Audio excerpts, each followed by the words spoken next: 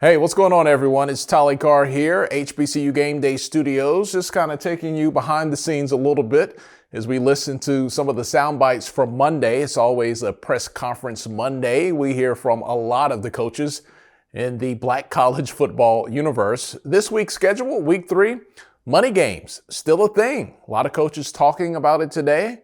Some coaches kind of tolerate it, but not everyone is in love with the money game matchups. Normally you just get paid to get beat, right? That's really the goal. Like somebody pays you, your program makes a little more money than they normally will to go get your butt kicked. I don't believe in that. I don't know how that helps anybody, because normally when you play against a powerhouse, like I see some of the HBCU schools are taking it, it helps the budget, but it kills the morale. How can getting your butt kicked, I mean really kicked, help you as a team? Financially, cool. All money ain't good money. And that's really what the goal is to keep everything in its proper perspective, to play hard, to try to win the football game and go at it to win the football game, but also keep the mindset that, you want to make sure, that you're keeping everything in the proper perspective, because there's also bigger fish, that happens later on. I remember vividly, in that particular ball game, our quarterback got hurt early in the second quarter, and he wanted to go back in the game. We were in a situation to win the game, but we just felt it was bigger fish to fry. And, we held him out because we were playing a really good SWAC opponent the next week. And we wanted to make sure we were prepared, for that particular game. And we had felt we had learned everything we needed to learn, coming out of that ball game.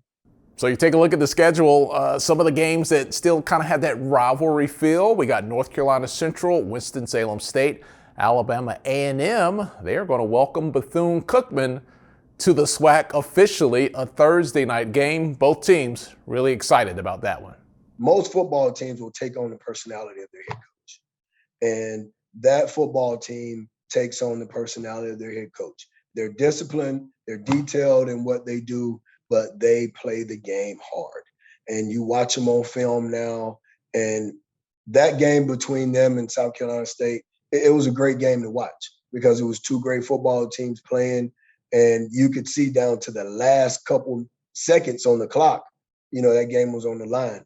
But he does a great job with this program, and I can't wait to stand on the sideline or stand across from him on Thursday and see what happens. When I was at Hampton and he was at Bethune, first where he was DC with Jenkins, and then I think one time when he was the head football coach. So if my memory serves me correct, I think he beat me up at his place. So we got to go back up there this week and try to get a little revenge. It's going to be tough. He's always got a good football team. They're always well prepared. They're disciplined, and they play hard, man. So we look forward to the challenge. Me and Terry, good friends. So we'll chop it up before the game, and then we'll go battle, man. Okay, back to North Carolina Central and Winston-Salem State. They have not played in a while. That rivalry will quickly get reignited from those CIAA schools. And when it comes to HBCU football, man, sometimes we forget just how close these programs are. Well, it's exciting. Again, I mentioned it earlier. This is really an unofficial classic. Years ago, date back to even my days in the 80s when I played against WSSU as a student at North Carolina Central. We had big crowds. You get bragging rights. It helped from a recruiting standpoint, and it helped promote at both universities around not only just the state of North Carolina, around the world. So with that being said, we're looking forward to going home and winning, showing everybody that I've grown up and I'm trying to do well and represent well. But again, anytime you get a chance to go and compete against a place that gave you the opportunity for your start, it's fun, it's challenging, and we look to go in and compete and win this game.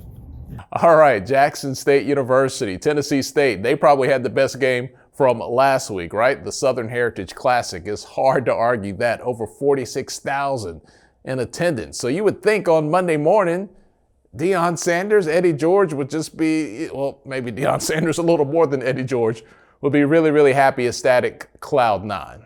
Not to say they weren't pleased, but both coaches wanted to be even bigger and better. When I see 46,000, Coach George and I talked last night about that. We're thankful, we're appreciative, but we want to do more. We want it to be bigger and grander and better. And a commitment to excellence. Coach George and I talked for quite a while last night, just about both teams, what I could do better, what he could do better, what we could present better, what we could do more of. That's the kind of thought process that we have. And that's the kind of thoughts that we're bringing to HBCU football. All right, a quick look at some of the sound bites, a quick listen as well, what coaches were talking about on Monday. What's on your mind as we head into week 3 of Black college football, things kicking off on Thursday night this week. Bethune-Cookman, welcome to the SWAC, taking on the champs from the spring, Alabama A&M. We'll be all over it starting on Thursday, taking you throughout the weekend. Make sure you hang with us right here at HBCUGameDay.com.